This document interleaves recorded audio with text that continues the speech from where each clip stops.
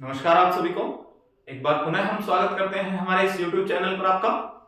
आज की चर्चा विशेष रूप से रहने वाली है बीएससी तृतीय वर्ष को लेके। फर्स्ट ईयर और सेकंड ईयर की क्लासेस हमारी चल रही हैं, उनके कुछ एक पेपर्स जो है वो हमने कंप्लीट कर लिए हैं। कुछ एक चीजें ये तो देखिए कि निश्चित सी बात है कि हम पूरा सिलेबस नहीं पढ़ पाएंगे, पूरी चीजें जो है वो भी नहीं बता पाते हैं आपको। प्रयास हमारा यह रहता है कि अधिकतम से अधिकतम चीजें जो है वो आप तक प्रोवाइड करवाई जाएं, आपको पहुंचाई जाएं, ताकि जिससे आपका अधिकतम लाभ जो है वो आपको प्राप्त हो सके। चलिए ज्यादा चर्चाएं ना करते हुए आज की कक्षा जो है उसको स्टार्ट करते हैं।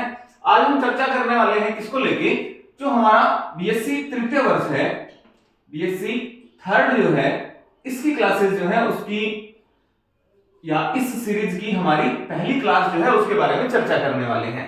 बीएससी तृतीय वर्ष को आधार मानते हुए आज की हमारी कक्षा होगी। पैटर्न वही रहेगा, 5 सालों के क्वेश्चन जो है और जो इंपॉर्टेंट है, जो चीजें आपके आने योग्य हैं एग्जाम में, उनके ऊपर हमें चर्चा करनी होती है। चलिए प्रयास करते हैं हमारी जो पेपर फर्स्ट है बीएससी तृतीय वर्ष के लिए, जो हमारा पेपर फर्स्ट है, इसको एक्चुअल में क्वांटम कहा जाता है। क्वांटम मैकेनिक्स जो है उसके ऊपर आधारित आपका ये पेपर है, या क्वांटम मैकेनिक्स जो है वो उसको कहा जाता है। इसके ऊपर हमें क्या करनी है, चर्चाएं जो है वो करनी है। इसके आधार पर हमें हमारा पेपर जो है वो सेट करना है, पेपर देखना है किस तरीके से पेपर बनता है। आज इसकी पहली यूनिट जो है उसके ऊपर चर्चा करेंगे, ओरिजिन ऑफ क्वांटम मैकेनिक्स जो है, यानी कि क्वांटम मैकेनिक्स का विकास कैसे कैसे हुआ, किस किस तरीके की चीजें जो है इसके अंदर आपने देखनी है, उसके ऊपर चर्चाएं करेंगे। आने वाली कक्षाओं में सेकंड, थर्ड और फोर्थ यूनिट जो है, जहां तक हमारे पास संभव हो पाएगा, जितना हम आपके लिए कर पाएंगे उसके लिए प्रयासरत हैं। हम दृढ़ संकल्प हैं इसके लिए, आपकी सहायता के लिए, आपके लिए। चलिए पहली यूनिट जो है उसके ऊपर चर्चा करते हैं। यूनिट का नाम जो है वो क्या है, यूनिट का नाम है आपका ओरिजिन ऑफ क्वांटम मैकेनिक्स, यानी कि एक तरीके से क्वांटम मैकेनिक्स जो है उसका विकास कैसे हुआ। यूनिट फर्स्ट जो है उसके ऊपर चर्चा करनी है हमें। इस यूनिट फर्स्ट में कुछ एक बेसिक सी चीजें जो है वो मैं आपको पहले बता देता हूं। एक्चुअल में ये क्वांटम मैकेनिक्स जहां से स्टार्ट हुई थी हमारी, मैक्स प्लांक के द्वारा अपनी एक थ्योरी पेश की गई थी, जो आपका ऑसिलेटर है उनको सोल्व करने के लिए, या एक्चुअल में जो आपका ब्लैक बॉडी वाला पोर्शन जो है, जो आपने सेकंड ईयर के अंदर पढ़ा था, उसी को आधार मानते हुए रेले जीन्स का नियम इसके अंदर आएगा, वीन का विस्थापन नियम जो है वो इसके अंदर आया था। फिर इसके बाद में हमने इसको जो आपका प्लांक का लॉ जो है E = hν जो है, यहां से बेसिकली कहानी जो है वो आपकी स्टार्ट हो जाती है कि E = आपको hν जो है वो पढ़ना है। h जो है वो यहाँ क्या कहलाता है, प्लांक कांस्टेंट कहलाता है। म्यू जो है वो उसके लिए क्या कहलाती है, आपकी जो रेडिएशन है उसके लिए उसकी फ्रीक्वेंसी है, उसके लिए उसकी आवृत्ति जो है उसके बराबर है। तो ये चीजें आपने यहाँ देखनी है। अब यहीं से आगे बढ़ते हुए प्लांक का ये जो एक नियम आ गया था, उसके बाद जो आपका प्रकाश है उसको क्वांटाइज रूप में क्या किया जाने लगा, देखा जाने लगा। इससे पहले तक क्या था, इससे पहले तक ये मान के चला गया था, या फिर ऐसा चीजें मान के चली जा रही थी कि जो आपका प्रकाश है, या जो आपका एक तरीके से रेडिएशंस जो है वो विकिरणों के रूप में रहती हैं, या फिर जो आपकी वेव नेचर जो है, ऐसा बोल सकता हूं मैं कि जो वेव नेचर है उसको क्या माना जा रहा था। वेव नेचर जो है उसके आधार पर व्याख्याएं जो है वो की जा रही थी आपके लिए, कि जो आपका तरंगीय सिद्धांत है उसको आधार माना जा रहा था।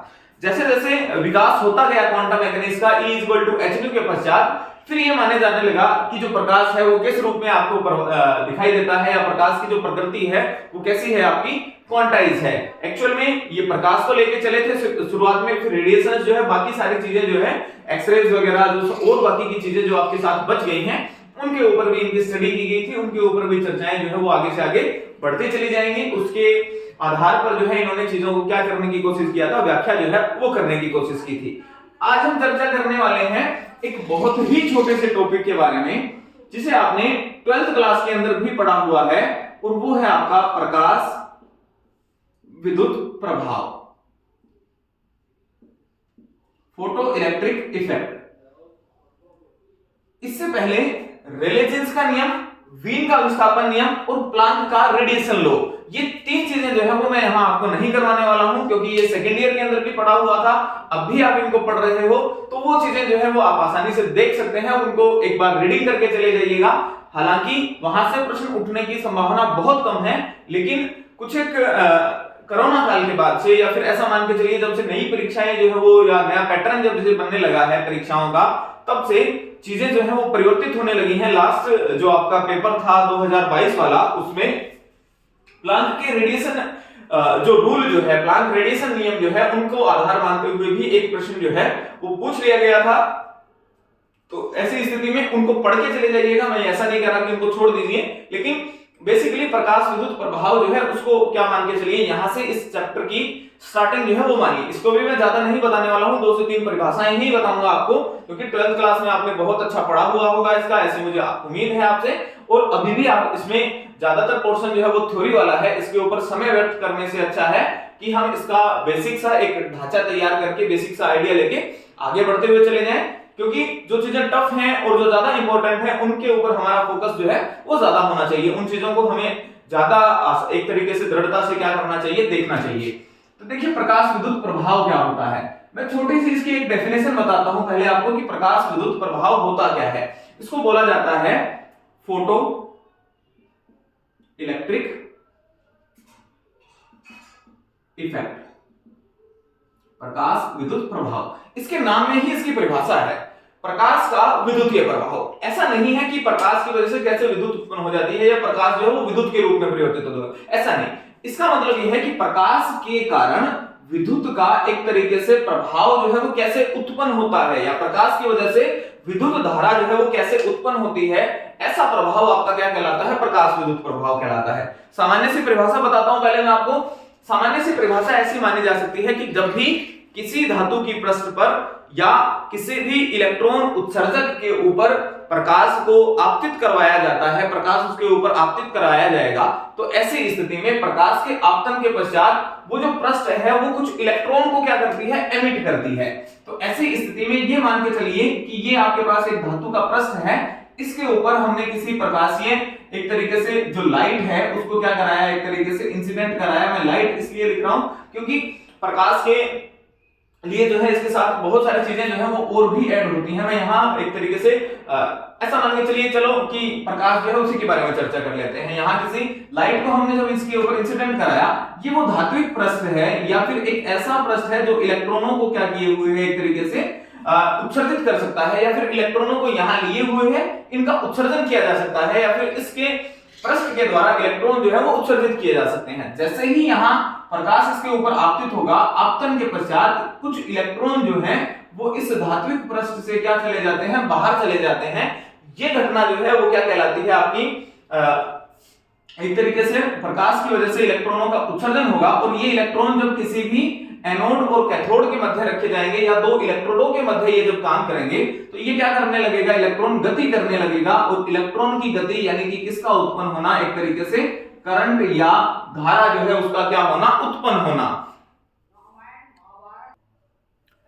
इसकी वजह से क्या उत्पन्न होने वाली है, यहाँ पर करंट जो है वो उत्पन्न होने वाली है, या धारा जो है वो क्या हो जाती है, एक तरीके से उत्पन्न हो जाती है। तो इसी वजह से इसको क्या कहा जाता है, प्रकाश के कारण धारा का एक तरीके से उत्पन्न होना या धारा जो है वो प्रवाहित होना किसी परिपथ में या किन्हीं दो इलेक्ट्रोडों के मध्य, ये क्या कहलाएगा आपका प्रकाश का विद्युतीय प्रभाव जो है या फिर फोटो इलेक्ट्रिक इफेक्ट जो है वो कहलाता है।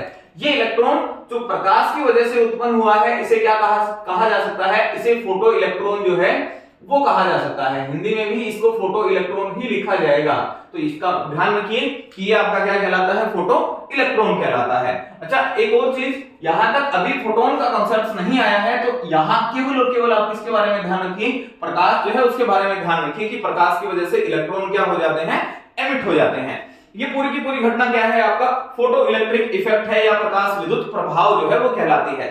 यहां इस प्रकाश विद्युत प्रभाव में हमें बेसिकली दो चीजें जो है वो पढ़नी है, या दो परिभाषाएं जो है वो पढ़नी है। एक तो मुझे पढ़ना है यहां पर देहली आवर्ती को, थ्रेशोल्ड फ्रीक्वेंसी जिसको बोलते हैं। दूसरा यहां मैं जिक्र करने वाला हूं एक किस चीज का, यहां जो है वो जिक्र किया जाएगा आपका कार्यफलन का, कार्यफलन या वर्क फंक्शन बोलते हैं इसको, फाई से लिखा जाता है, बहुत सी जगह डब्ल्यू से भी लिखा हुआ मिलेगा। देखिए, देहली आवर्ती और कार्यफलन इन दोनों की परिभाषा से संबंधित एक क्वेश्चन जो है वो आपको पूछा जा सकता है। देहली आवर्ती क्या होती है और कार्यफलन जो है वो क्या होता है। मैंने आपको ये बता दिया था कि E = h न्यू, ये आपके प्लांक ने आपको क्या दिया है, एक नियम जो है वो दिया है कि जो ऊर्जा है वो इन दोनों के प्लांक नियतांक और आवर्ती जो है उसके गुणनफल के बराबर होती है। देखिए देहली आवर्ती का मतलब क्या है, थ्रेशोल्ड फ्रीक्वेंसी किसे कहते हैं। देहली का मतलब एक तरीके से अगर आप सामान्य अपने जनजीवन की बात करते हैं, सामान्य अगर हम बात करते हैं, देहली का मतलब होता है जो दरवाजा जो होता है आपका घरों के अंदर जो दरवाजा होता है उसका वो एक सीमा क्षेत्र, जिससे अगर एक तरफ जाएंगे तो आप घर के अंदर हैं, दूसरी तरफ जाएंगे तो आप घर से बाहर हैं, वो हिस्सा आपका क्या कहलाता है, देहली आवर्ती कहलाता, सॉरी देहली जो है वो कहलाता है। अब देहली आवर्ती से क्या मतलब है, देहली आवर्ती से मतलब ये है कि फ्रीक्वेंसी का एक ऐसा मान, आवर्ती का एक ऐसा मान जिससे कम आवर्ती पर इलेक्ट्रॉनों का उत्सर्जन नहीं होता है और जिससे अधिक आवर्ती के ऊपर इलेक्ट्रॉन जो है वो क्या कर दिए जाते हैं उस धातु के द्वारा या उस फोटो जो इलेक्ट्रॉन उत्सर्जक जो है उसके द्वारा इलेक्ट्रॉनों का उत्सर्जन कर दिया जाता है, वो क्या कहलाती है, देहली आवर्ती कहलाती है। अगर परिभाषा की बात हो जाए तो आप ऐसा लिख सकते हैं कि आवर्ती का एक ऐसा न्यूनतम मान जिससे कम मान पर इलेक्ट्रॉन जो है वो उत्सर्जित नहीं होंगे, जिससे अधिक मान पर इलेक्ट्रॉनों का उत्सर्जन जो है वो हो जाता है, वो आपका क्या कहलाता है, देहली आवर्ती कहलाता है।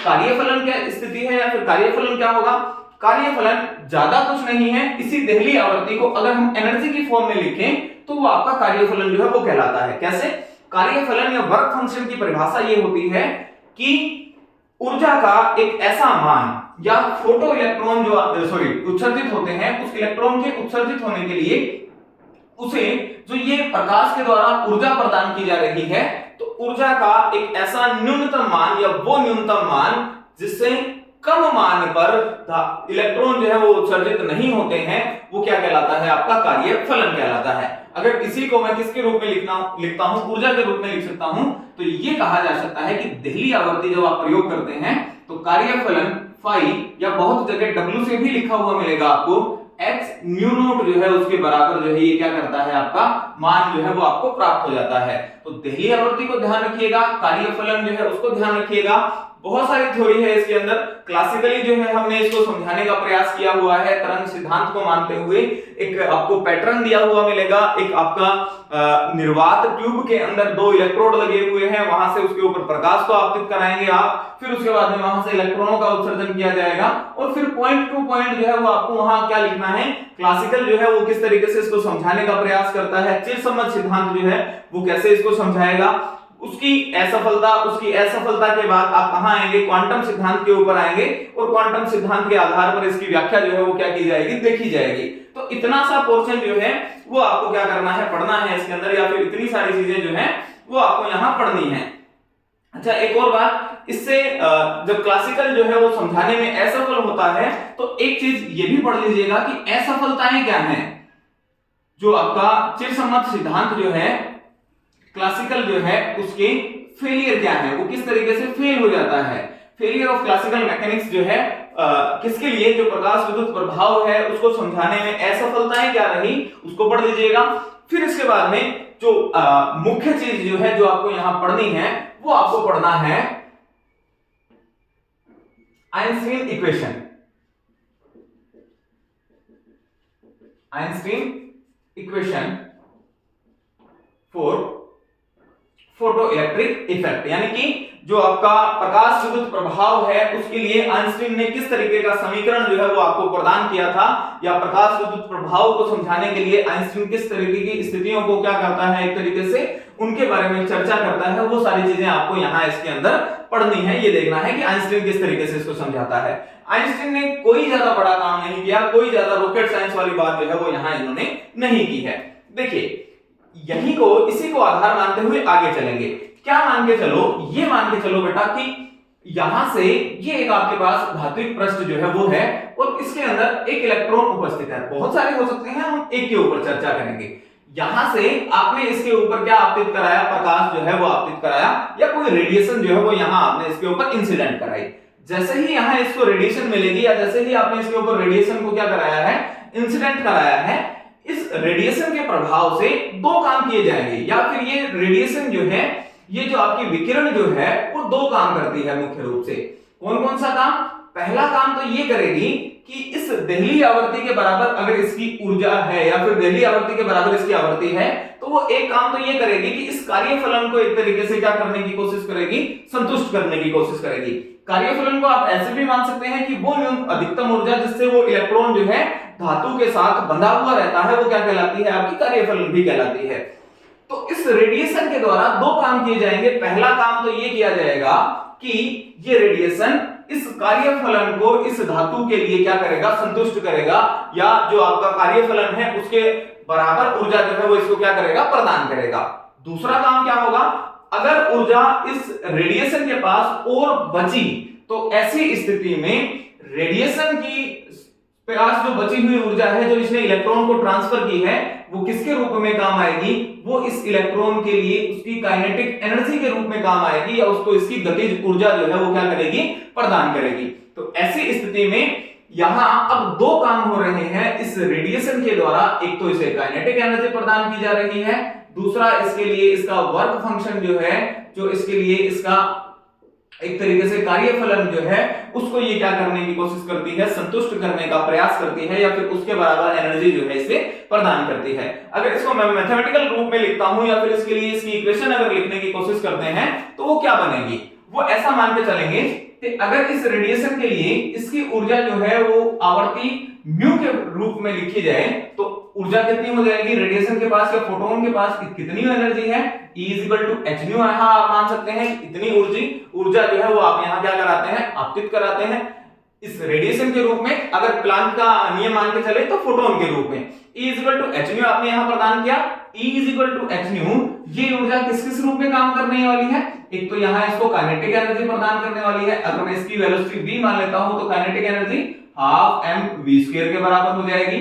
दूसरा, अगर मैंने यहां देहली आवर्ती वाला कॉन्सेप्ट लाने की कोशिश करते हैं, थ्रेशोल्ड फ्रीक्वेंसी की बात करते हैं, और मैं ये कहता हूं कि म्यू नॉट यहां इसकी थ्रेशोल्ड फ्रीक्वेंसी है, तो ऐसी स्थिति में कार्यफलन या वर्क फंक्शन कितना हो जाएगा, phi = h म्यू नॉट के बराबर हो जाएगा। तो h nu बराबर है इन दोनों के सम के, यानी कि इक्वेशन बनेगी आपकी h nu = ½ mv² plus h mu naught. ये जो इक्वेशन है यही आपका क्या कहलाती है, आइंस्टीन की समीकरण कहलाती है, या फिर आइंस्टीन के लिए उसका इक्वेशन जो है वो कहलाती है। अब हम हमारी कन्वीनियंट के अकॉर्डिंग या फिर जैसा हमें आवश्यकता होगी उस रूप में इसको क्या कर सकते हैं, परिवर्तित कर सकते हैं। अगर आपको b निकालना है तो आप क्या लिख सकते हैं, h mu - h mu naught = ½ mv² के बराबर हमारे द्वारा लिखा जा सकता है, या फिर इस रूप में लिख सकते हैं, यहां से कुछ कॉमन वगैरह निकालिए। ये जो इक्वेशन है ये आइंस्टीन की इक्वेशन जो है वो कहलाती है, या फिर आइंस्टीन का प्रकाश विद्युत समीकरण जो है वो क्या कहते हैं, इस रूप में आपको प्रदान किया जा सकता है, या फिर इस रूप में लिखा जा सकता है। चलिए, ये तो मैंने आपको बेसिक सी जानकारी दी। अब एक छोटे से क्वेश्चन के बारे में चर्चा करते हैं जो कि एग्जाम में पूछा हुआ है। उस क्वेश्चन में आपको पूछा क्या है वो देखते हैं। 2022 में आया हुआ एक क्वेश्चन है कि यदि किसी धातु के लिए कार्यफलन it means work function phi, इसकी वैल्यू दी हुई है आपको। phi = ये कहा गया है 3.8 इलेक्ट्रॉन वोल्ट। आई थिंक शायद यही होना चाहिए, एक मिनट रुकिए, हाँ 3.8 इलेक्ट्रॉन वोल्ट है।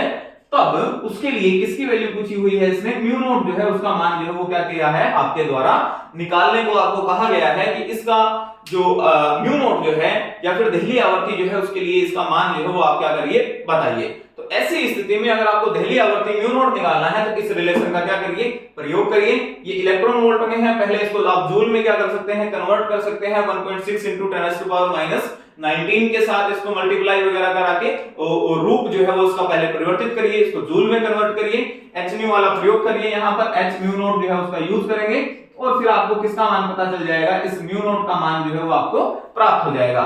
ये तरीका है, इस तरीके से आपको एक क्वेश्चन जो है वो यहाँ देखने को मिल सकता है। तीन चीजें याद रखिए, प्रकाश विद्युत प्रभाव याद रखिए, ये देहली आवर्ती के लिए कार्यफलन और इसकी परिभाषा याद रखिए, आइंस्टीन के लिए प्रकाश विद्युत समीकरण जो है वो लिखिए, बहुत ज्यादा इंपॉर्टेंट है। या तो सीधा आपको आइंस्टीन का प्रकाश विद्युत समीकरण पूछा जाएगा या फिर ये कहा जाएगा इसके ऊपर पर आधारित कोई समीकरण जो है उस समीकरण के ऊपर आधारित कोई क्वेश्चन जो है वो आपसे क्या किया जा सकता है, पूछा जा सकता है। ये तरीका है, इतना आप याद करके रखिएगा। अब अपने नेक्स्ट टॉपिक की तरफ चलते हैं, या नेक्स्ट क्वेश्चन जो है उसकी तरफ चलते हैं, उसके ऊपर चर्चाएं करते हैं।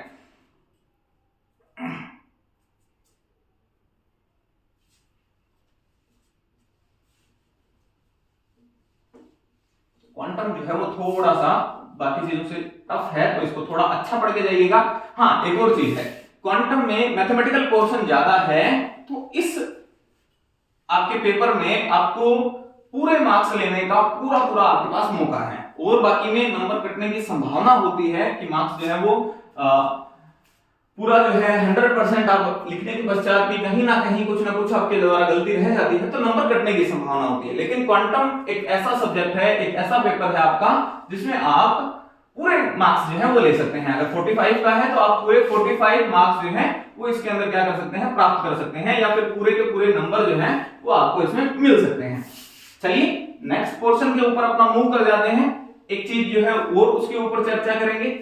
अगला अपना टॉपिक जो है उसको देखते हैं कि क्या टॉपिक है और किस तरीके से उसको हमने पढ़ना है। हमारा जो नेक्स्ट टॉपिक है वो है आपका कॉम्पटन प्रभाव या कॉम्पटन इफेक्ट जो है उसके ऊपर चर्चा करनी है। एक तो ये मान के चलिएगा कि कॉम्पटन इफेक्ट जो है वो बहुत ज्यादा इंपॉर्टेंट है, और ये आया हुआ है आपका 2021 में और 2019 में। कॉम्पटन इफेक्ट 2021 और 2019 में ये क्वेश्चन जो है वो आपके द्वारा पूछा गया था, आपके प्रश्न पत्र में, आपके क्वेश्चन पेपर में ये क्वेश्चन जो है वो आया हुआ है कॉम्पटन प्रभाव से संबंधित। तो कॉम्पटन प्रभाव के लिए संभावना तो ये है कि 2023 में या 2023 के लिए ये बहुत ज्यादा इंपॉर्टेंट प्रश्न जो है वो बन रहा है।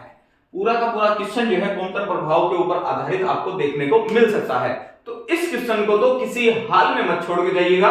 कॉम्पटन प्रभाव जो है वो तो आपके आने की पूरी संभावना जो है वो बन रही है। ये इफेक्ट जो है वो आपका पूछा जाएगा, दो तरीके से पूछा जा सकता है। हो सकता है आपको केवल कॉम्पटन इफेक्ट पूछा जाए कि कॉम्पटन प्रभाव जो है वो क्या होता है वो बताइए, तो उसमें आपको केवल इसका इफेक्ट जो है वो बताना है, या फिर इसकी एक तरीके से थ्योरी जो है इसके अंदर है वो आपको लिखनी है। फिर हो सकता है आपकी कि कॉम्पटन शिफ्ट का फॉर्मूला जो है वो पूछ लिया जाए कि कॉम्पटन शिफ्ट जो है वो क्या होता है और किस तरीके से इसका फॉर्मूला जो है वो आपको प्राप्त करना है, या किस तरीके का फॉर्मूला जो है वो आपको यहाँ प्राप्त होता है। तो वहां उसके लिए आपको इसका कंप्लीट डेरिवेशन जो है वो भी करना होगा। वो पूरा का पूरा डेरिवेशन जो है वो मैं आपको बताने वाला हूं। मैथमेटिकल पोर्शन तो मैं आपको नहीं करा पाऊंगा क्योंकि बहुत ज्यादा लेंथी हो जाएगा, वहां तक आपको मैं करवा दूंगा इसको कि आपको समझने में आसानी हो जाए। बाकी की कैलकुलेशन जो है प्लस माइनस वाला हिस्सा जो है वो आप आसानी से कर सकते हैं। मैथ के विद्यार्थी रहे हुए और मैथ जो है वो आपका स्ट्रॉन्ग होगा, अच्छा मैथ के पेपर भी चल रहे हैं आपके, मैथ जो है वो आपने अच्छे से पढ़ी हुई होगी। कॉम्पटन प्रभाव देखिए एक्चुअल में होता क्या है कि ये जो प्रभाव है वो बेसिकली एक्स किरणों को लेके है, या एक्स रेज जो है उनको लेके देखा गया था कि एक्स रेज जब किसी भी ऑब्जेक्ट के ऊपर आपतित कराई जाती हैं, तो अगर कोई आपके पास किरण है जैसे एक्स किरण ही है, तो उसके लिए निश्चित सी बात है उसकी कुछ ना कुछ वेवलेंथ जो है लैम्डा जो है वो यहां होगी, या उसकी कुछ ना कुछ तरंग दैर्ध्य जो है वो होगी। इस तरंग दैर्ध्य के द्वारा या इस तरंग दैर्ध्य में इस एक्स-रे के आपतन के पश्चात जब भी किसी वस्तु के ऊपर ये आपतित होती है तो यहाँ इसका प्रकीर्णन होगा, यहाँ उसका अपना पथ जो है वो उससे क्या होगी, विचलित होगी। उस विचलन के पश्चात जब एक्सरे आप निकालेंगे या फिर जब आपके पास सेकंड रे आपके पास पहुंचेगी, तो उन दोनों में जो आपका इंसिडेंट है और जो प्रकीर्णित होने के बाद आपको प्राप्त हुई है, वहां पर तरंग दैर्ध्यों के अंदर अंतर जो है एक तरीके से या डिफरेंस जो है वो यहां देखा जा सकता है, या फिर उन दोनों के बीच में कुछ अंतर जो है वो आ जाता है, मान में कुछ परिवर्तन आ जाता है। यही होने वाला परिवर्तन जो है वो आपका किस रूप में देखा जाता है, एक तरीके से, या फिर होने वाला यही परिवर्तन जो है वो आपका कॉम्पटन प्रभाव के रूप में परिभाषित किया जाता है या देखा जा सकता है। क्या करना है आपको, ये मान के चलिए, ऐसा हमने माना कि ये आपका कोई एक्सरेज का सोर्स है जहां से आपकी एक्सरेज जो है वो क्या करती हैं, निकलती हैं, इस रूप में निकल रही है। निकलने के पश्चात यहां आपने कोई प्रकीर्णन जो है वो यहां लगाया हुआ है, या फिर यहां कोई आपका ऑब्जेक्ट है, इसके ऊपर आकर ये क्या हुई, एक तरीके से आपतित हुई। आपतित होने के पश्चात ये एक्स किरणें अपने पथ से क्या होंगी, विचलित होंगी।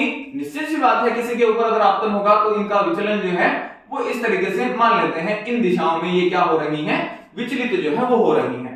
इन एक्स किरणों के कारण या इस एक्स रे के कारण ये आपका कौन सी है, इंसिडेंट रे है, यानी कि आपतित होने वाली तरंग है। अच्छा, फिर इसके बाद में ये आपका वो ऑब्जेक्ट है या प्रकीर्णक है, यहां इस ऑब्जेक्ट या इस वस्तु के ऊपर ये आकर क्या हुई, आपतित हुई।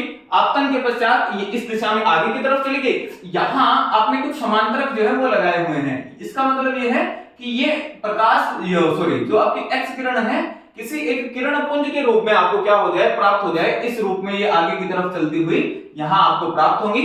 यहां से किसी आपके ऑब्जेक्ट के द्वारा या फिर किसी एक यंत्र के द्वारा यहां इसकी वेवलेंथ जो है उसको क्या कर लिया जाता है, माप लिया जाता है। दो तरीके से वेवलेंथ नापेंगे। पहले हमने यहां देखा कि जब वो आपतित होती है या फिर एक तरीके से स्रोत से निकलती है तब उसके लिए वेवलेंथ लैम्डा है। फिर उसके पश्चात यहां जब आपने प्रकीर्णन के पश्चात इसकी वेवलेंथ देखी वो आपको मिली लैम्डा डैश। तो ऐसी स्थिति में लैम्डा और लैम्डा डैश के मान में जो अंतर आएगा उसी को आप क्या कहते हैं, द डिफरेंस बिटवीन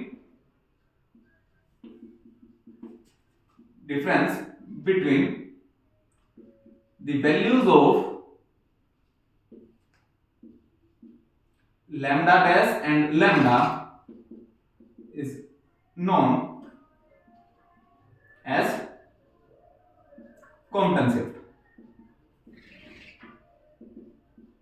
यानी कि जो लैम्डा और लैम्डा बीच डैश के मध्य जो अंतर होगा वही आपका क्या कहलाता है, कॉम्पटन शिफ्ट कहलाता है। और बेसिकली इस एक्सपेरिमेंट में ये देखा जाता है कि जो लैम्डा डैश है उसका मान लैम्डा के मान से क्या होता है, थोड़ा सा अधिक होता है। तो एक्चुअल स्थिति में ये भी लिख सकते हैं कि आपतित होने वाली प्रकाश की किरण से प्रकीर्णित होने वाली जो आपके एक्सरेज जो है या फिर आपतित होने वाली एक्स किरण के तरंग दैर्ध्य की तुलना में प्रकीर्णित होने वाली तरंग जो आपकी एक्स-रे है उसकी तरंग दैर्ध्य का अधिक हो जाना या प्रकीर्णित तरंग दैर्ध्य जो है प्रकीर्णित होने वाली तरंग के लिए उसकी तरंग दैर्ध्य जो है उसका मान अधिक हो जाना, लैम्डा डैश की वैल्यू लैम्डा से अधिक हो जाने की ये जो घटना है वो आपका क्या कहलाती है, वो आपके लिए आपका कॉम्पटन इफेक्ट जो है वो कहलाती है। और ये जो अंतर है वो अंतर क्या कहलाता है, आपका कॉम्पटन शिफ्ट कहलाता है। इन दोनों के बीच में ये जो डिफरेंस आता है उसी को आप क्या कहते हैं, कॉम्पटन शिफ्ट कहते हैं। और इसको लैम्डा डैश माइनस लैम्डा के रूप में हम क्या करते हैं, एक तरीके से प्राप्त कर लेते हैं, या फिर लैम्डा डैश माइनस लैम्डा के रूप में हमारे द्वारा इसको लिख लिया जाता है। यही आपका कॉम्पटन इफेक्ट है। अब इसका डेरिवेशन करना है। उस डेरिवेशन को करने के लिए मैं इसका आपको डायग्राम बता दे रहा हूं और डायग्राम के साथ साथ इसके लिए इसका कुछ चीजें जो है बेसिक सी वो आपको समझा दे रहा हूं। बाकी की चीजें जो है मैथमेटिकल रूप से आप करने में सक्षम हैं, उसका मैथमेटिकल पोर्शन जो है वो आप अपने हिसाब से देख लीजिएगा। अगर फिर भी आपको ये लगता है कि हमारे द्वारा नहीं किया जाएगा तो ऐसी स्थिति में आप हमें कमेंट सेक्शन में बता सकते हैं, अपनी राय जो है वो हमारे तक पहुंचा सकते हैं। और इसी राय के साथ अगर नहीं हो पाएगा तो हम फिर उसके लिए उसका मैथमेटिकल पोर्शन जो है उसको भी करने का प्रयास करेंगे या देखने का प्रयास करेंगे कि वो हमारे द्वारा करवा दिया जाए। देखिए कॉम्पटन इफेक्ट। अच्छा, एक और चीज बात, कॉम्पटन इफेक्ट जो है एक्चुअल में जो आपका क्वांटम थ्योरी जो है या फिर फोटोन थ्योरी के ऊपर आधारित है। फोटोन वाली जो थ्योरी है उसके ऊपर आधारित है। क्या मान के चलेंगे, हम एक ऑब्जेक्ट मान के चलते हैं और उस ऑब्जेक्ट के ऊपर जो आपका एक तरीके से एक्स किरणें जो है उनको क्या कराते हैं, आपतित कराते हैं। और एक्स किरणों के रूप में, क्योंकि ये फोटोन के ऊपर आधारित है तो यानी कि एक फोटोन जो है उसको आपतित करा देंगे। तो स्थिति क्या है, ऐसी स्थिति है। देखो ये आपका एक ऑब्जेक्ट जो है वो हमने क्या कर लिया, मान लिया, या फिर धातु का प्रश्न मान लिया। यहां इसके अंदर कुछ इलेक्ट्रॉन जो है वो उपस्थित हैं और वो विराम अवस्था में है। प्रारंभिक स्थिति उसकी ऐसी है कि वो विराम अवस्था के अंदर एक तरीके से बैठा हुआ है। यहां से एक फोटोन जो है वो इसके ऊपर आकर क्या करता है, आपतित होता है। फोटोन जो है वो इसके ऊपर आपतित होने वाला है। इसको क्या माना मैंने, आपतित फोटोन जो है वो यहां हमने इसको कंसीडर कर लिया। जैसे ही फोटोन यहां इसके ऊपर आपतित होगा ये अपनी एनर्जी ट्रांसफर करेगा किसको, इलेक्ट्रॉन को। तो इलेक्ट्रॉन के पास एनर्जी जैसे ही आएगी वो इस पृष्ठ को बाहर छोड़ के बाहर आएगा और बाहर जाके किसी एक दिशा के अंदर वो क्या कर जाएगा, एक तरीके से ट्रेवल जो है वो कर जाएगा या फिर एक दिशा में गति करने लग जाएगा। तो ऐसी स्थिति में यहां हम दो चीजों के बारे में चर्चा करने वाले हैं। एक तो पहला हम बात करने वाले हैं किसके बारे में, इस फोटोन के लिए उसकी ऊर्जा के बारे में। दूसरा हम बात करने वाले हैं इस फोटोन के लिए उसके संवेग के बारे में। यानी कि ऊर्जा और संवेग को आधार मानते हुए ही हमें सारा पूरा का पूरा खेल जो है उसके ऊपर क्या करनी है, चर्चा करनी है। अगर मैं ये मान लेता हूं कि आपतित होने वाले फोटोन के लिए उसकी आवृत्ति म्यू है, तो ऐसी स्थिति में उसकी ऊर्जा कितनी हो जाएगी, E = h म्यू के बराबर हो जाएगी, और उसका संवेग कितना हो जाएगा, उसका संवेग हो जाएगा h म्यू बाय c के रूप में। जो संवेग और जो इसके बीच में रिलेशन होता है P = E/c के बराबर होता है, तो इतनी जो संवेग है वो आपको मिल जाने वाला है। प्रारंभिक स्थिति है तो इसको मान लीजिए E1 है, और जो ये संवेग है ये मैंने कितना मान लिया, संवेग मान लिया मैंने, जो आपका एक तरीके से P1 इसका संवेग मान लिया।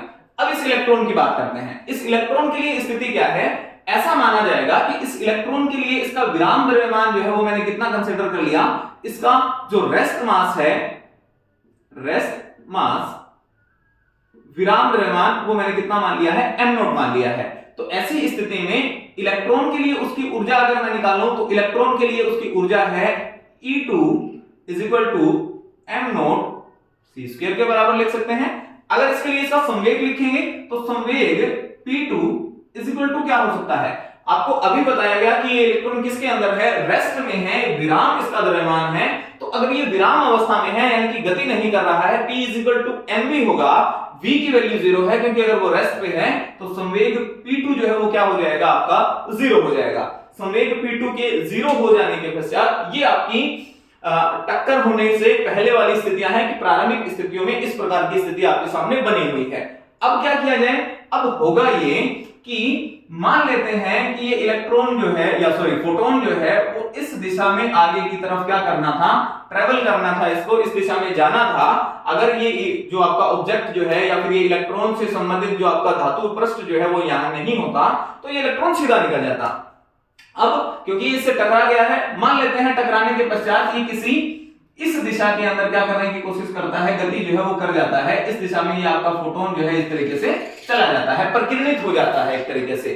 तो यहां स्कैटर्ड फोटोन लिख सकता हूं मैं, या फिर ऐसा लिख सकता हूं कि प्रकीर्णित फोटोन। प्रकीर्णन हो गया इसका फोटोन का। प्रकीर्णित होने के पश्चात इस दिशा में ये आगे की तरफ जो है वो चला गया। अब इलेक्ट्रॉन जो है इसको ऊर्जा मिली, इलेक्ट्रॉन को ऊर्जा मिलने के पश्चात मान लेते हैं ये इलेक्ट्रॉन जो है किसी अन्य दिशा के अंदर इस तरीके से क्या करता हुआ, ट्रेवल करता हुआ आगे की तरफ चला गया। तो इसके लिए मैं क्या लिख सकता हूं, इसके लिए मैं ये लिख सकता हूं कि ये आपका प्रकीर्णित इलेक्ट्रॉन जो है वो बन गया है। अब दोनों के बीच में हम एक एंगल जो है उसकी क्या करने वाले हैं, कल्पना करने वाले हैं। ऐसा मानने वाले हैं कि अब क्योंकि प्रकीर्णित हो गया तो पहले से एक तो चीज ये मान के चलिए कि इस फोटोन ने कुछ ऊर्जा जो है वो यहां ट्रांसफर की होगी, तो यहां इसकी ऊर्जा के मान में कमी आएगी या इसकी ऊर्जा का मान जो है वो पहले से बदलेगा। और प्रकीर्णित होने वाले फोटोन के लिए अगर मैं उसके लिए उसकी जो आवृत्ति है उसको म्यू डैश मान लेता हूं, तो यहां दो चीजें मैं लिख सकता हूं। क्या क्या चीजें लिख सकता हूं, एक तो मैं यहां इसके लिए इसकी एनर्जी जो है उसको कैलकुलेट कर सकता हूं, या फिर इसके लिए जो एनर्जी है फोटोन की वो लिखी जा सकती है। उस एनर्जी का मान क्या होगा, E = h म्यू मान सकते हैं आप, h म्यू डैश मान सकते हैं सॉरी, और P जो है उसको कितना मान सकते हैं, P = h mu by c, तो h mu dash by c। ये हमने क्या कर लिया, कंसीडर कर लिया। अच्छा इलेक्ट्रॉन के लिए देखिए क्या स्थिति है, इलेक्ट्रॉन के लिए स्थिति ये है कि अब ये गति कर रहा है, गति कर रहा है तो इसका रेस्ट मास जो है वो रहेगा नहीं, वो किसी अन्य वेग से, ये इलेक्ट्रॉन जो है किसी वेग v से गतिशील है। यहां लिख देता हूं चलो मैं, आफ्टर स्कैटरिंग इलेक्ट्रॉन जो है वेलोसिटी v से क्या कर जाता है, मूव कर जाता है। तो ऐसी स्थिति में E = mc² एंड P = आपके द्वारा क्या लिखा जा सकता है, P = लिखा जा सकता है आपके द्वारा एक तरीके से mv जो है उस रूप में हम क्या कर सकते हैं, एक तरीके से परिवर्तित कर सकते हैं। P = mv जो है वो आपके द्वारा लिखा जाएगा। तो ऐसी स्थिति में देखिए अब एक और चीज मैं यहां कंसीडर करता हूं, ये मान लेते हैं कि ये कुछ एंगल बन रहा है यहां से और ये कुछ एंगल जो है वो बन रहा है। इस एंगल को आपकी बुक के अनुसार मैं मान लेता हूं फाई, और इस एंगल को हम कितना मान लेते हैं, थीटा जो है वो मान लेते हैं। अब करना आपको क्या है, आपको यहां जो आपकी टक्कर वाला सिद्धांत जो है, प्रत्यास्थ टक्कर अप्रत्यास्थ टक्कर आपने पढ़ी हुई है, इलास्टिक इनइलास्टिक कोलिजन जो है वो आपने पढ़ा हुआ है, उसी को मानते हुए, उसी को चीजों को आधार मानते हुए हमें टक्कर से पहले संवेग और ऊर्जा के बारे में क्या करनी है, चर्चा करनी है, या फिर संवेग और ऊर्जाएं जो है उनको देखना है। चलिए इसके ऊपर चर्चा करते हैं। E1 P1, अच्छा इसको ऐसा करो, एक मिनट, सॉरी, इसको E मान लो, इसको P मान लो, और यहां इसको E2 P2 जो है वो कंसीडर कर लीजिए, ताकि सिमिलर सी चीजें जो है वो आपको देखने को मिल जाए, या फिर सिमिलरिटी जो है वो यहाँ आपका इसमें बनी रहे। नोट सी स्क्वायर, और यहाँ P कितना है आपका 0 है। अब आपको क्या करना है, टक्कर से पहले संवेग कितना है, टक्कर के पश्चात संवेग कितना है। तो ऐसी स्थिति में अब हम ऊर्जाओं के बारे में चर्चा करनी है। टक्कर से पहले ऊर्जा कितनी है उसको एक बार पहले तो कंसीडर करते हैं।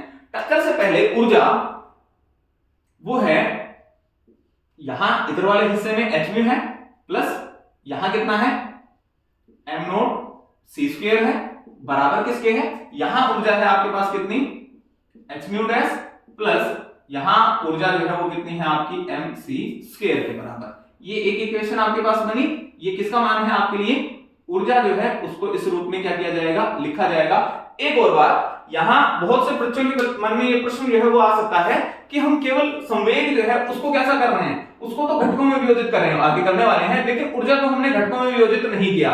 इसका आंसर ये है क्योंकि ऊर्जा जो है वो आपकी कैसी है, एक अदिश राशि है, वो दिशा के ऊपर किसी तरीके से निर्भर नहीं करती है, जबकि संवेग आपका कैसा है, एक वेक्टर क्वांटिटी है, एक सदिश राशि है, इसलिए इसको घटकों में वियोजित करना क्या है, थोड़ा सा आवश्यक जो है वो हो जाता है। चलिए संवेग जो है उसको घटकों में क्या किया जाए, वियोजित किया जाए, x और y दिशाओं में उसके बारे में चर्चाएं की जाए। देखिए पहले इसी के ऊपर चर्चा कर लेते हैं। ये वाला संवेग जो है P2 घटक जो है इसको घटकों में वियोजित करिए। जैसे ही आप इसको घटकों में वियोजित करेंगे आपको ये डायग्राम कुछ ऐसा दिखाई देगा। देखिए ये वाली स्थिति आपका, ये x जो है वो बना लिया हमने, यहां से कुछ कोण बनाते हुए ये आपका P2 है। P2 है कितना, h mu dash by c है। कितना एंगल बना रहा है, ये एंगल बना रहा है आपका फाई।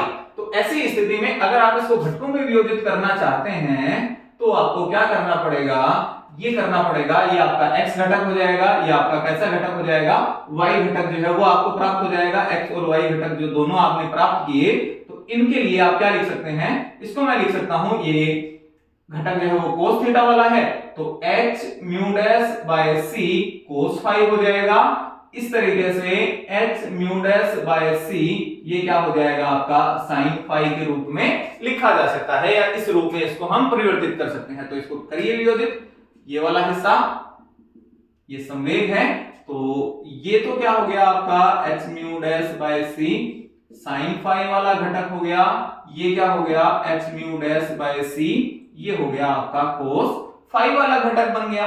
ऐसी ही स्थिति में इसी तरीके से आप ये वाला जो संवेग है उसको क्या करेंगे, अपने घटकों में वियोजित जो है वो करेंगे, और इसको घटकों में वियोजित करने के पश्चात आपके पास क्या इक्वेशन बन जाएगी, यहां ये इक्वेशन बनेगी आपके पास, ये वाला पोर्शन जो है वो क्या बन जाएगा, ये बनेगा आपका mv cos, ये है sin थीटा वाला घटक, और ये घटक जो है वो कितना बन जाएगा आपका mv cos थीटा जो है उसके रूप में लिखा जा सकता है। घटकों में वियोजित कर लिया। अगर आप x एक्सिस की बात करते हैं तो क्या क्या चीजें आएंगी, h mu upon c plus 0 plus mv cos theta plus h mu c by cos phi, या h mu dash c cos phi जो है, इतना पोर्शन एक साइड आएगा, यानी कि x दिशा में इसका घटक जो है वो कैसे निकालेंगे, और y दिशा के अनुदिश इसका घटक जो है वो कैसे निकाला जाएगा, वो इक्वेशन आपने यहां क्या करनी है, यूज करनी है। क्या क्या चीजें लिखूं मैं, यहां x दिशा जो है, x दिशा में संवेग का संरक्षण निकालेंगे, या फिर संवेग जो है वो कैसे निकालें, केवल x दिशा की बात है तो x दिशा में टक्कर से पहले क्या है, h mu by c plus P2 यानी कि 0 इज इक्वल टू, फिर इसके बाद में क्या है, इसके बाद में है h mu dash c cos phi plus mv cos theta. ये एक इक्वेशन बन गई आपके पास, इसको एक इक्वेशन मान लीजिए। अच्छा y दिशा की बात करो, y दिशा की अगर आप चर्चा करेंगे, ये मेन की है और लास्ट पॉइंट भी है, इसके बाद में मैथमेटिकल कैलकुलेशन बचती है, वो अपने आप कर लीजिएगा। देखिए y दिशा की अगर बात करते हैं, ये फोटोन आपका x दिशा में आ रहा है, तो यहां टक्कर से पहले y दिशा के अंदर इसका कोई घटक ही नहीं है, घटक नहीं है, तो y दिशा वाला ये जो घटक है ये आपका डायरेक्ट वैल्यू आपको कितनी देगा, ये आपका डायरेक्ट मान जो है वो 0 के बराबर हो जाएगा, यानी कि 0 वैल्यू जो है वो आपको यहां प्रदान कर देगा ये। तो अगर मैं चलो थोड़ा सा यहां लिख देता हूं, y दिशा में संवेग का क्या लगाना है आपने, संरक्षण जो है वो करना है y दिशा में संवेग संरक्षण से। तो 0 टक्कर से पहले तो कुछ है ही नहीं, इज इक्वल टू y दिशा में क्या है, ये वाला है h mu dash sin phi mv sin theta, और लेकिन दोनों की डायरेक्शन जो है वो क्या है, एक दूसरे के अपोजिट भी है। तो h mu dash by c sin phi minus mv sin theta और इज इक्वल टू 0, ये आपकी किसकी इक्वेशन है, ये y दिशा में इसकी संवेग का संरक्षण जो है या फिर संवेग जो है वो इस तरीके से क्या किया जाता है, लिखा जा सकता है। ये दोनों इक्वेशन जो है वो मैंने आपको बता दी है। अब इसका मैथमेटिकल पोर्शन जो है वो यहाँ बचा हुआ है, थोड़ा सा मैथमेटिकल काम जो है वो बचा हुआ है, प्लस माइनस गुणा भाग वाला, वो आप अपने हिसाब से देख लीजिएगा, कोई ज्यादा रॉकेट साइंस वाली बात नहीं है।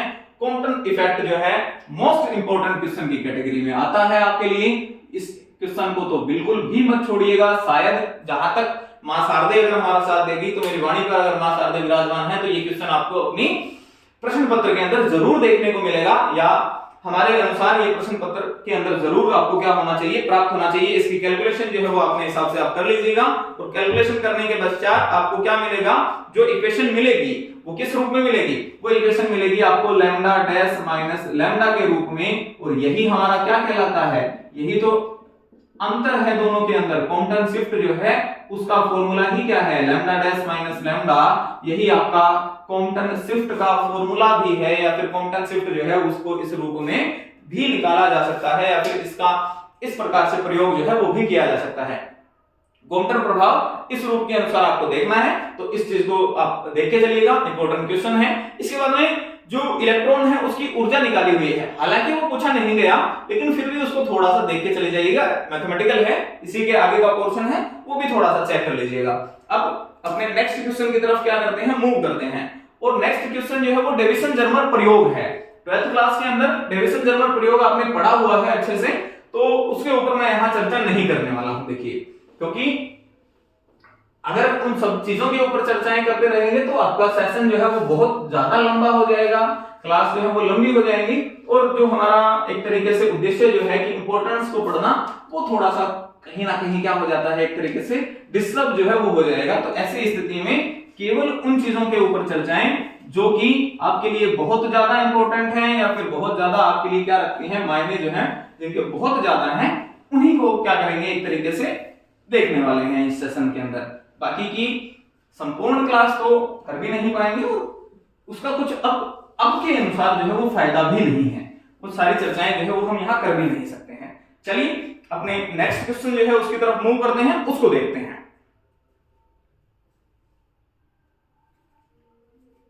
नेक्स्ट क्वेश्चन जो है वो हमारा क्या है, उसके ऊपर चर्चा करते हैं। देखिए नेक्स्ट प्रश्न जो है या फिर नेक्स्ट टॉपिक जो है वो आपका एक डेफिनेशन है छोटी सी, मैटर वेव से रिलेटेड है, द्रव्य तरंग, यानी कि मैटर वेव होती क्या है, द्रव्य तरंग या मैटर वेव, उसके ऊपर चर्चा करते हैं। देखिए एक्चुअल में आपने दो सिद्धांत जो है वो पढ़ लिए हैं। पहले हमने प्रकाश विद्युत प्रभाव पढ़ा, जो कि क्वांटम को एक तरीके से आधार मानते हैं, या क्वांटम मैकेनिक्स जो है उसको अच्छे से समझाती है। दूसरा हमने पढ़ा किसके बारे में, कॉम्पटन इफेक्ट पढ़ा, जो क्वांटम मैकेनिक्स जो है वो आपको अच्छे से समझाती है। इसी के साथ साथ अपने एलिमेंट्री क्लासेस की बात करिए या अपनी छोटी क्लासेस की बात करिए, जहां 11th 12th के अंदर आपने प्रकाश का परावर्तन, अपवर्तन, वो सारी घटनाएं पड़ी हुई हैं। उन सभी घटनाओं को पढ़ते समय आपको ये कहा गया था, या फिर ऐसा माना गया था कि प्रकाश जो है वो कैसा रूप है, एक तरीके से तरंगीय प्रकृति जो है उसको क्या करता है, प्रदर्शित करता है। प्रकाश की प्रकृति कैसी होती है, तरंगीय प्रकृति होती है। तो अब आपके सामने दो चीजें हैं, एक तो प्रकाश की तरंगीय प्रकृति है, अपवर्तन परावर्तन वाला। दूसरा प्रकाश के लिए उसका कौन सा सिद्धांत है, कणीय सिद्धांत है, जिसके आधार पर प्रकाश विद्युत प्रभाव की व्याख्या की गई है, और जिसके आधार पर कॉम्पटन इफेक्ट हमने अभी फोटोन के रूप में एक तरीके से पढ़ा हुआ है। तो ऐसी स्थिति में द्रव्य तरंग जो है वो क्या होती है, ऐसा माना गया था एक्चुअल में कि जब आपका कोई मैटर जो है या फिर कोई कण गति करेगा, ऐसा माना जाएगा। अभी तक के लिए हम उसके ऊपर चर्चाएं करने वाले हैं। जब कोई पदार्थ या कण गति करता है तो उसके साथ रिलेट करने वाली जो तरंग होती है या जो तरंग उसके साथ साथ गति करती है, वही आपका क्या कहलाती है? द्रव्य की तरंग कहलाती है या फिर मैटर वेव जो है वो कहलाती है। तो उन दोनों प्रभावों का एक तरीके से संयुक्त रूप, जब आपने द्वैत प्रकृति के बारे में चर्चाएं करेंगे या फिर डुअल नेचर के बारे में हमने एक तरीके से सोचा है कि कणीय प्रकृति भी है और आपका कौन सा प्रकृति है जो आपके पास आपकी जो तरंगीय प्रकृति जो है, वो दोनों प्रवृत्तियां जो हैं उनको अगर कंबाइन कर दिया जाए, आपकी कण और जो तरंग है उन दोनों के बारे में चर्चाएं एक साथ की जाएं, तो ऐसी स्थिति में जो आपके पास वेव बनेगी या फिर जो आपका कोई कण अगर गति करेगा उसके साथ रिलेट करने वाली, उसके साथ चलने वाली जो वेव है वो आपका क्या कहलाती है? मैटर वेव कहलाती है। और इसी को सबसे पहले बताने वाले जो साइंटिस्ट थे वो डी ब्रोगली थे। डी ब्रोगली ने इसको बताया था। डे ब्रोगली या डी ब्रोगली, इंग्लिश में डी ब्रोगली है, यहाँ दे ब्रोगली हो जाता है। इंग्लिश बहुत अच्छी भाषा है लेकिन हिंदी का ज्यादा प्रयोग करिएगा।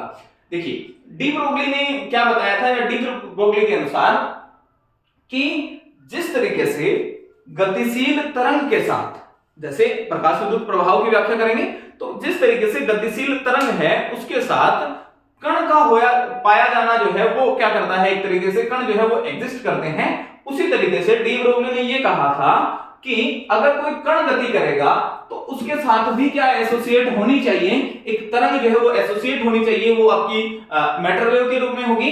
और उसी को एक तरीके से ड्यूल नेचर जो है वो आपका क्या कहा जाता है, प्रकाश का द्वैत प्रकृति या आपके पदार्थ का ड्यूल नेचर जो है, प्रकाश पदार्थ का जो द्वैत प्रभाव जो है वो यहाँ आपके द्वारा प्रदर्शित किया जाएगा। डी ब्रोगली ने एक छोटा सा कॉन्सेप्ट भी दिया था कि जो तरंग है, तरंग ध्रुवीय है या फिर जो आपका मैटर वेव जो है उसके लिए उसकी wavelength lambda is equal to h by p के रूप में क्या की जाए, लिखी जाए, या इस रूप में क्या किया जाए, उसको डिफाइन किया जाए। ये डी ब्रोगली का कांसेप्ट था या डी ब्रोगली ने इसके बारे में बात जो है वो की थी, या फिर इन चीजों के बारे में डी ब्रोगली ने आपको समझाने का प्रयास किया था। अब उसी को थोड़ा सा आगे और बढ़ाते हैं डी ब्रोगली के कॉन्सेप्ट को। डी ब्रोगली के कॉन्सेप्ट के पश्चात हमने आगे एक चीज और पढ़नी है और वो एक्चुअल में एक एग्जांपल है आपके बुक में। उस एग्जाम्पल के ऊपर चर्चा जो है वो करते हैं कि हाँ, ये एग्जाम्पल है कि सिद्ध कीजिए कि m0 विराम द्रव्यमान वाले एक कण के लिए, एक कण की जिसकी गतिज ऊर्जा ये है डी ब्रोगली की तरंग गति नहीं होगी। मैं देख लेता हूं, एक एग्जाम्पल है, मोस्ट इंपोर्टेंट है ये भी। आपका ईयर जो है वो कब कब आया हुआ है, हाँ एक मिनट, थोड़ा सा पार्टिकल, हाँ ये इक्वेशन है, ये इक्वेशन है कि क्वेश्चन है, सॉरी क्वेश्चन तो क्या है, इंपॉर्टेंट है। आया कब है, ये भी आपका आया हुआ है 2021 में और 2019 में, तो 23 में आना स्वाभाविक सी बात है। सिद्ध कीजिए कि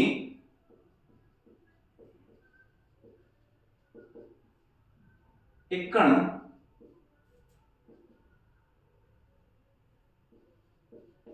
जिसका विराम द्रव्यमान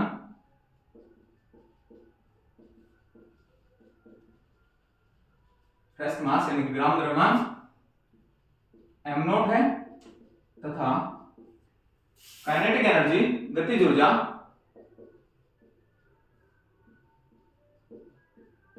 k है, के लिए वेवलेंथ या तरंग दैर्ध्य ये दिया हुआ है आपको, lambda is equal to hc upon under the root k plus 2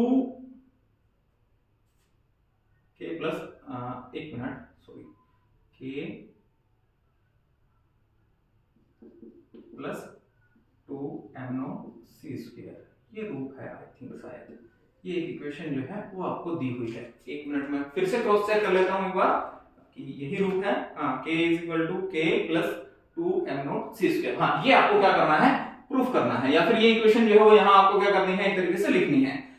अब ये रिलेशन आपको एक तरीके से देखना है। तो ऐसी स्थिति में कण जिसका रेस्ट मास यानी कि विराम द्रव्यमान आपको कितना बताया, एम नोट आपको इसका विराम द्रव्यमान बताया। काइनेटिक एनर्जी इसकी प्रारंभिक रूप से वो कितनी है, वो इसकी k काइनेटिक एनर्जी है। वेवलेंथ आपको बतानी है कि lambda is equal to h upon hc upon under root k plus 2m naught c square के बराबर इसकी वेवलेंथ जो है वो होने वाली है। इसी को हम क्या करेंगे, सोल्व करने वाले हैं। ज्यादा कोई रॉकेट साइंस नहीं है बेटा, इसको सोल्व करते हैं। देखो सबसे पहले तो अकॉर्डिंग टू डी ब्रोगली,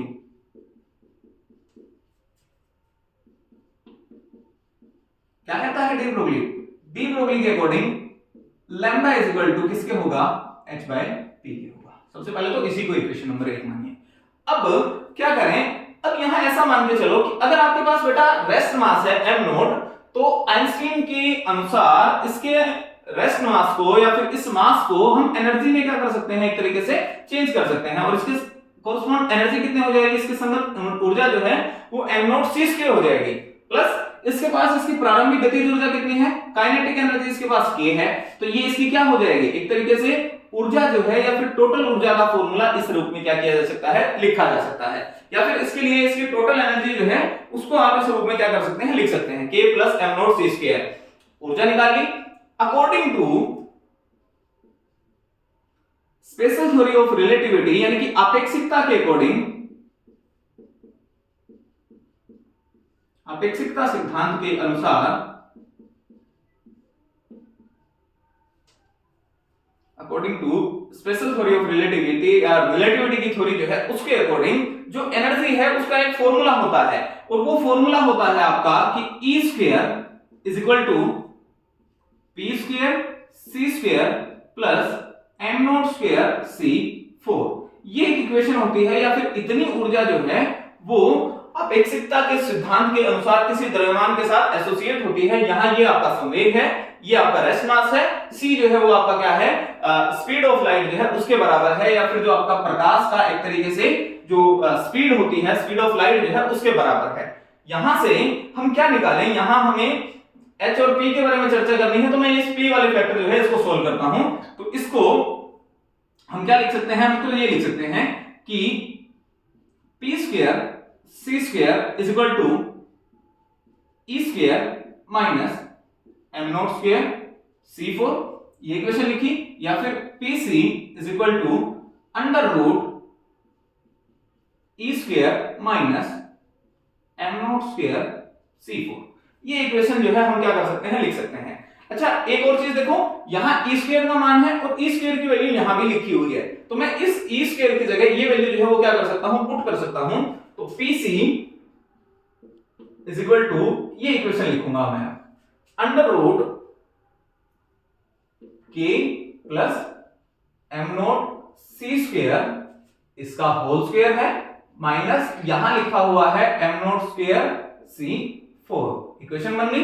इस इक्वेशन को सोल्व करो, x प्लस y का होल स्क्वायर के रूप में इसको खोलो, तो जैसे ही इसको x प्लस y के रूप में खोलोगे, pc is equal to under root k square plus m naught square c4 plus 2k m naught square c square, sorry m naught c, और माइनस में ये क्या बचेगा, m नॉट स्क्वायर c4। इससे ये वाला पोर्शन क्या हो जाएगा, आपका कैंसिल हो जाएगा। तो इसके कैंसिल होने के पश्चात बचेगा क्या, ये बचेगी आपके पास इक्वेशन कि pc is equal to under root k square plus 2k m naught square c square. ये इक्वेशन जो है वो आपके पास यहां से बच गई है, या फिर इस तरह की इक्वेशन जो है वो आपने यहां लिख ली। अब इस इक्वेशन को सोल्व करेंगे तो pc की वैल्यू निकाल ली आपने।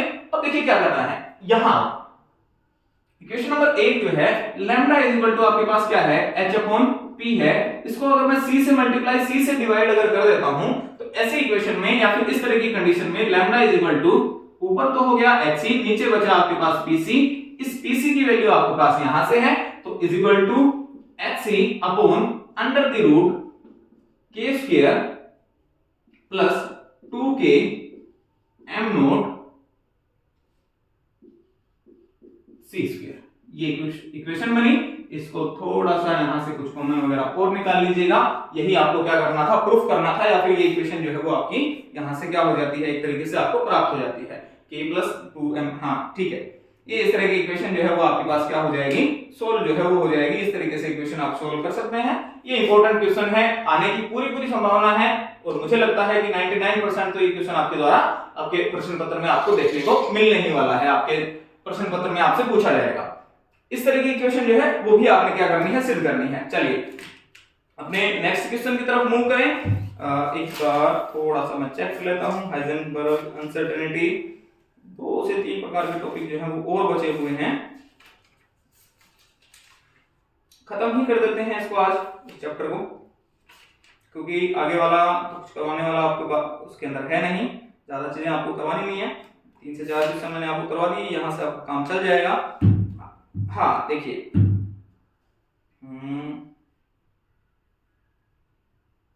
चलिए और बाकी की कक्षाएं जो हैं या फिर बाकी का जो चैप्टर जो है, क्योंकि क्लास लंबी हो जाएगी तो आज चर्चा थोड़ी सी यहीं रोकते हैं। हाइजेनबर्ग अनिश्चितता का सिद्धांत आपने पढ़ना है, उसको अपने आप पढ़िएगा, उसको ज्यादा करवाने की जरूरत नहीं है। जस्टिफिकेशन जो है वो थोड़ा सा देख लीजिएगा, और इसके बाद में इसके अनुप्रयोग हैं, उन 3 अनुप्रयोग दिए हुए हैं बेसिकली। एक तो आपको नॉन एग्जिस्टेंस ऑफ इलेक्ट्रॉन जो है वो देखना है कि नाभिक में जो इलेक्ट्रॉन है वो उपस्थित क्यों नहीं हो सकता है, वो देखना है।